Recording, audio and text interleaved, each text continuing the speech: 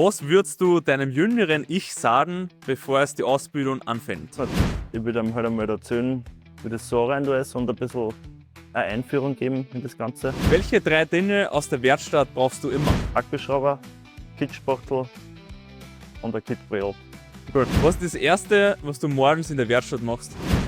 Alles aufsperren, Licht auffahren, schauen, dass alles eingeschaltet ist Und dann? und dass wir starten können.